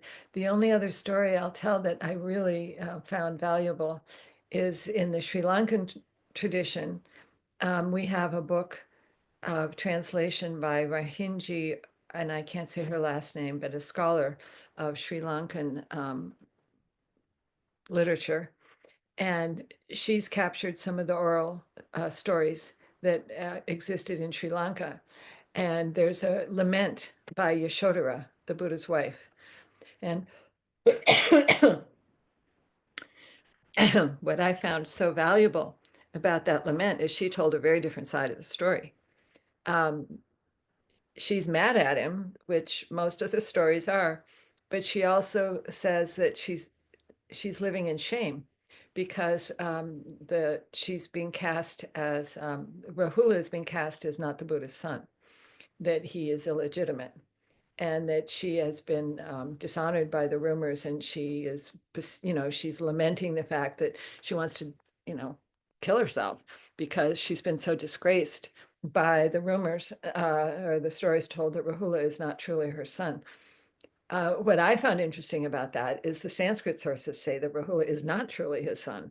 So for that to survive in the Sri Lankan tradition, to me, was a kind of a validation of what I was seeing in the Tibetan texts, where Rahula had not been born yet when the Buddha left. And that all has been, I feel, now we're going to the other part of your question, I feel reconstructed in the Pali literature and some of the Sanskrit literature, to have Rahula born before the Buddha left. And there's always that scene where he's looking in the doorway and there's his wife lying in bed holding the baby, and he's, has mixed emotions about leaving. I think all that's been ponied up. And the reason is, first of all, in the literature I researched, when the Buddha was anxious about leaving home, his main concern was leaving his father. And that makes sense in that kind of patriarchal world. He was leaving his father without an heir. Um, and also the disobedience of leaving his father when you're not supposed to do that until you're an elder. You can go home and do your spiritual work as an elder, but not as a 29-year-old. And that to me makes more sense. And then it was corroborated by Lalita Vistara, for example. There is no child born when he leaves home. And that's a pretty prominent text, right? The wife is also not called Yashodhara. So I think that what happened was a lot of the story that we hear has come from a rigorous monastic tradition that has tried to fix kind of the blemishes in the Buddha's record, He's a hero. He's the Buddha. He's doesn't make mistakes. He's a bodhisattva. So if he left home without leaving an heir, if he left his father bereft and grief stricken, if all these things had to be adjusted. So I think Rahula's birth was backed up. I think Yashoda was the mother, um, but evidence is that he was born 6 years or so later. And some of the Jatakas say, yes, he was that Rahula or Ananda? Both of them. Yeah, Rahula was born the day the Buddha was enlightened, 6 years later. That was the miracle of his birth because she retained the pregnancy, all kinds of sort of ponied up reasons why it was not why he was not born before he left. So I think there was a lot of revisionism to make the Buddha sort of the perfect son. He wasn't a Brahmin, but to make it fit the social correctness, the political correctness, because they didn't want finger pointing, that he, and leaving a wife is not as egregious as leaving a father under those circumstances. And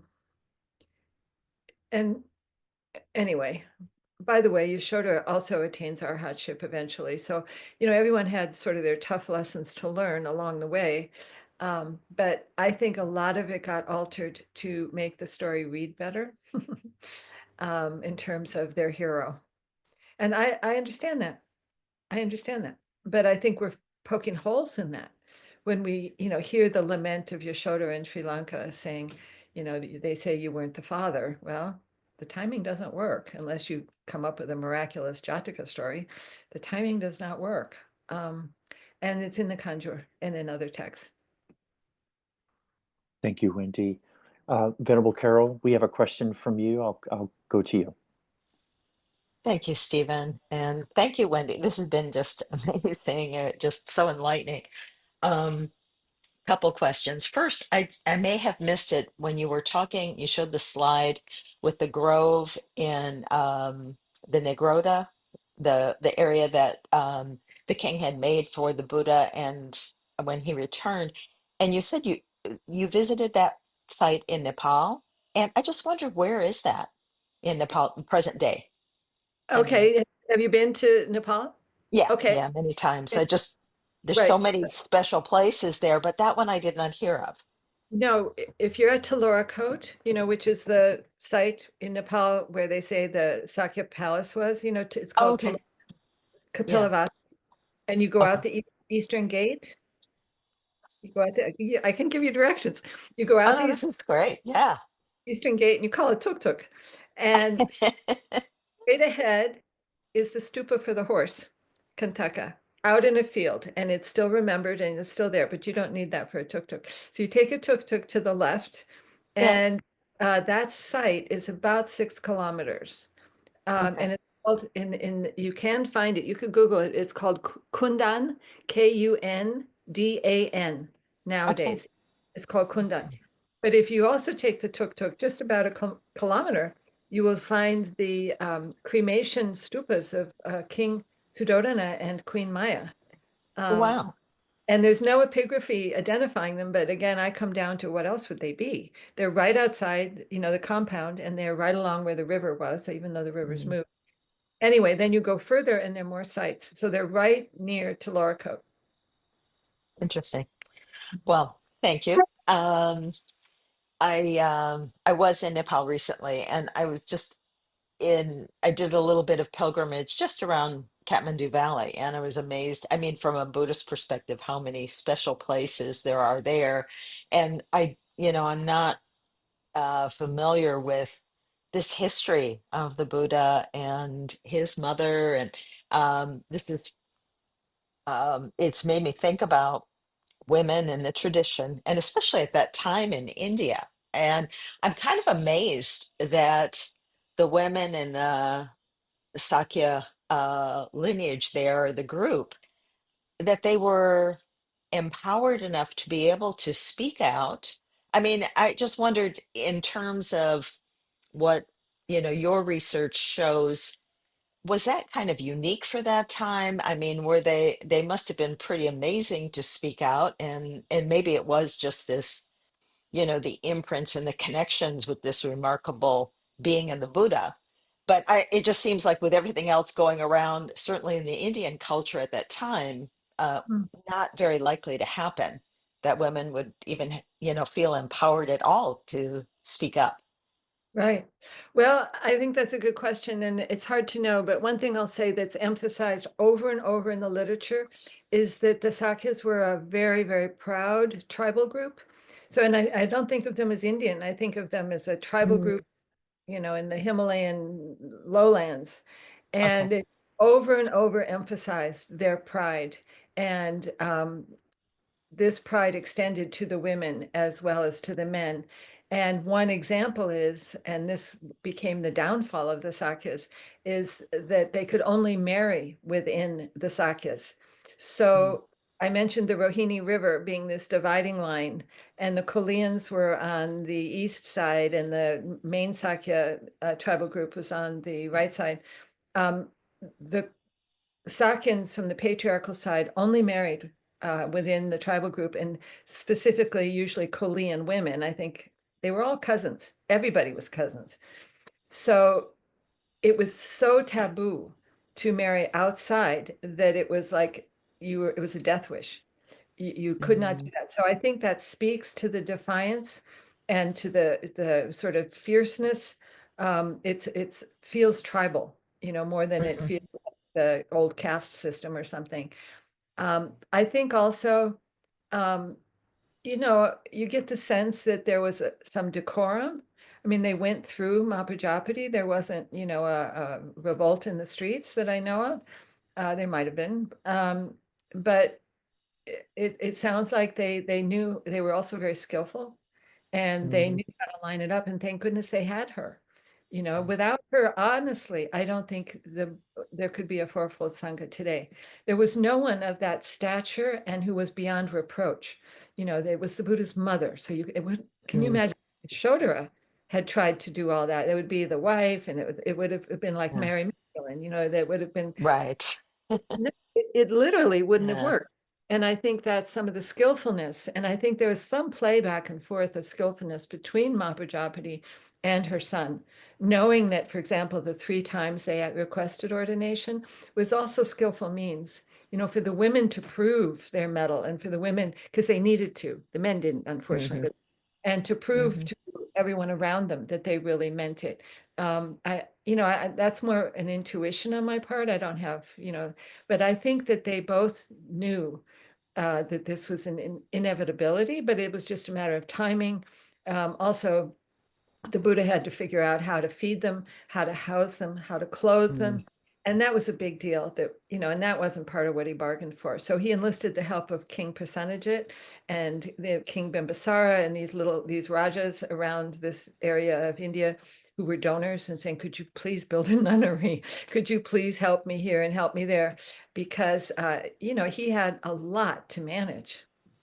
well, and if you think about even, you know, the protection side of, for women in those days, for Yeah. women to be on their own was, I mean, no doubt unheard of. And then for the Buddha to have to provide, I mean, to have women together, I mean, I don't know what the situation would have been, but um, they could have been attacked by other group, by men, basically.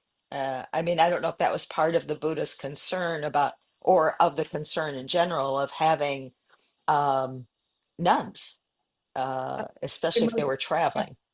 I think it most definitely was. In fact, I'll refer again to this wonderful woman, British scholar in the early 20th century, I.B. Horner.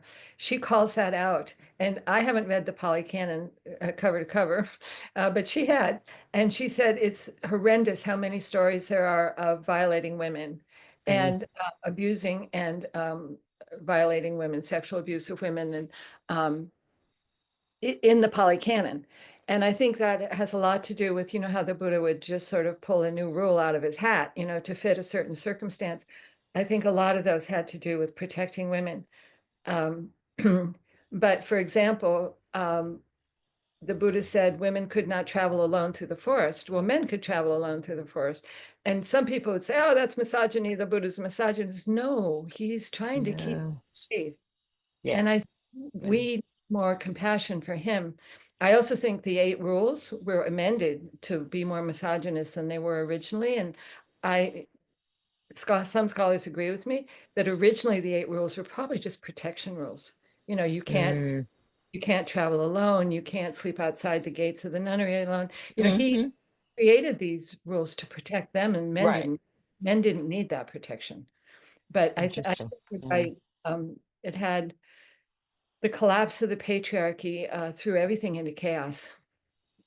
And you know, the Buddha, uh, and karmically, you know, a lot of it had to do with the men leaving. Mm, There's another big story why that happened, and I don't have time for it here, but it's in my books about a deception where Sakya princess, who was not a pureblood, was married to the king Prasenajit, and he expected a pure blood Sakya princess. But I told you they don't do that. They refused. So they gave him a beautiful servant girl, and he loved her, and they were very happy. But he didn't know, and she did. It was a deception. mm, Anyway, when their child, their son, found out, he became, and he considered himself of noble blood, of noble birth. Um, he found out he was a half breed. And I hate to use this language, but this is mm. the way they reviewed it. They regarded it that he is the one who attacked the Sakyas and burned them and killed the men and actually murdered the women. I mean, he's the one who Wow. totally raised Mm. Kapilavastu. And it was because of a deception over their pride. They would not give up one of their own daughters. So Interesting. feistiness was built in. Thank you. Yeah. Thank you So very Steve, much, Venerable Carol and Wendy. Yes, go ahead, Wendy. well, I don't know if we're towards the end, but I was going to say maybe we could put up just that last slide. If there are more questions, though, I think there's a little bit of time. Yes, please, if anybody has a question, reflection, and I'm glad you mentioned that last slide. I actually have it pulled up. I felt we were going to go there, so maybe we'll go there and see if anything comes there. But my last slide, is this the one? The tanka. Okay, perfect. All right.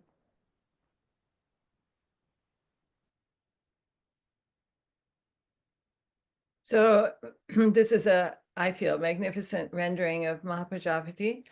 It's a huge tanka. It's the side of a wall in a gompa, the gompa of Jetsunma Tenzin Palmo, the DGL nunnery in India.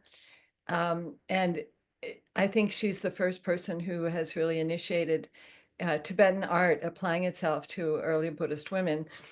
Um, it's magnificent. I have sat beneath that image extensively, and it's very powerful. But if I had the bigger slide, it would show that she is surrounded by a handful, I don't know, maybe 20 nuns. And they are all named actually in tiny Tibetan letters, which someone had to point out to me. And they all correspond to some of the early nuns from the texts that I've been talking about, the Therigatha and the Theriapadana. But anyway, I wanted to share this with you because we've been looking at art, and more I'm seeing that images of Ma Prajapati are being brought back. I know there's a beautiful statue of her at the Upaya Zen Center in Santa Fe. I think, anyway, there's more and more images of her emerging as sort of the leader of a co-founder. I'd call her a co-founder. She's not a Buddha, but I would say that without her, we wouldn't have Buddhism today. So I wanted to share that image.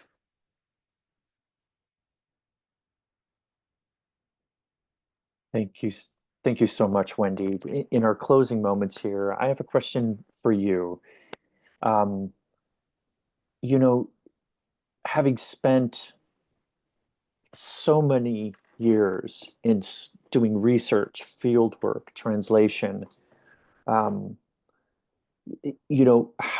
what has moved you the most in doing all of this work, in sharing these relatively unheard stories? And what are your hopes and worries for the future? Wow. Well, on a really personal level, I think, you know, I would have called myself a Buddhist from my early 20s. I was a Midwestern Episcopalian who ran into Buddhism in India when I was 19, and Tibetans in India and Cambridge, Mass, when I was 19, and I immediately found that was my path. But I accepted without thinking about it, sort of the patriarchal slant, and the patriarchal stories and the exclusion of women. It was just the way the world was. I didn't think about it.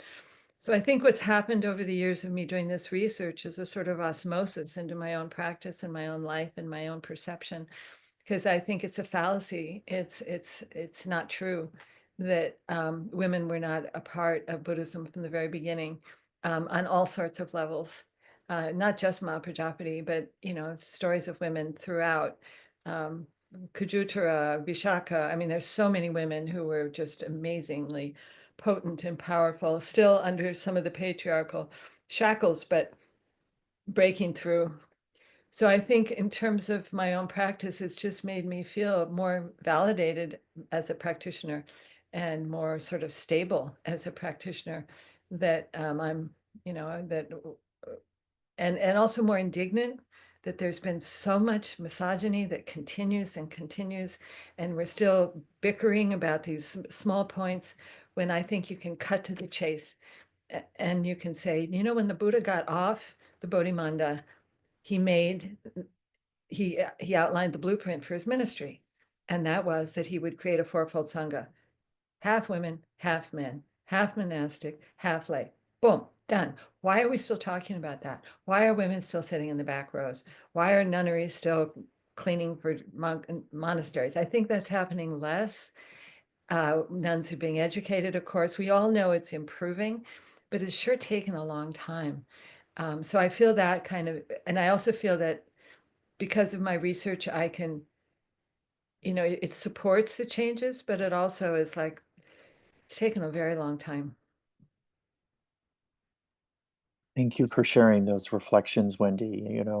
That's, as you can guess, it's a big part of this series and some of the underlying themes in doing this. So, with just a few moments here, I'm going to gush a little bit about the wonderful books that Wendy has authored and really invite you all to look into these books. The one on the right on your right, looking at the screen, The Woman Who Raised the Buddhas, the one that we drew upon a lot today, but definitely Stars at Dawn was woven into this. They're both available from Shambhala, so please do look into those. It's not often that you find a book that, and I'm speaking of The Woman Who Raised the Buddha, where His Holiness Robert Thurman, Dr. Jam Willis, Venerable Thupten Children, so many, Roshi Joan Halifax, so many people have spoken about the significance of this book. So please do check it out. I'm also going to drop into our chat here a wonderful resource that Wendy has shared with us, about just providing additional resources into this extremely important part of Buddhist history. So I'm dropping that in. There's it's called Women in the Buddhist Life, Women in the Buddha's Life. So there's a link there. Please take a look at it and look at those resources. I'll go through this before we kind of thank Wendy and close out. But as many of us may know, we have a partnership with the Women of Wisdom series with the Treasury of Lives, which in their own work have been trying to further awareness of women in the Indo-Tibetan and Himalayan Buddhist traditions by sharing, elevating, and filling a gap of biographies of notable women, practitioners, lamas, teachers, scholars, tertuns. So at the end of every program, we're featuring one of these bios. And so in honor of Mother's Day, we're actually featuring a mother. So this is the mother of Chukyi Nyima Rinpoche and Sikhe Chokling Rinpoche, who was the first wife of Tulku Urgyen Rinpoche. As you can see, she had a tremendous amount of teachers, the 16th Karmapa, the second Jamgon Kongtrul Rinpoche, Dilgyur Khyentse Rinpoche, Shechen Kongtrul Rinpoche, and two of her sons were both recognized as lineage lamas. I think what's amazing, if you look at the last bullet point, she completed the preliminary practices in an ongoing way since she was a very young girl, and maintained those practices while she was escaping into exile. So just a truly remarkable woman. So please do look at Treasury of Lives, look at their women's initiative. I'll make a note too for Tse Chen Ling. This Mayum Kunzang Dechen was a very close friend of our own teacher, Geshe Ngawang Drapa. So there's a connection there as well, but another remarkable mother. So with that, I'll just pause and really just try my best to express gratitude to Wendy for being here with all of us, sharing this great work with the world, discussing it with all of us today, and just we're deeply enhanced by the work that you've done, and I suspect many, many other people are as well, and they will be into the future. Well, thank you. Thank you so much. And let's dedicate the merit of our time together to all beings, and let it be of benefit. Okay, thank you very much. Thank you, Wendy. I was very moved. Good. Thank you again, Wendy. It's Yeah. great. It was wonderful. Wonderful. Thank you so That much. was very interesting. Thank you. Mhm.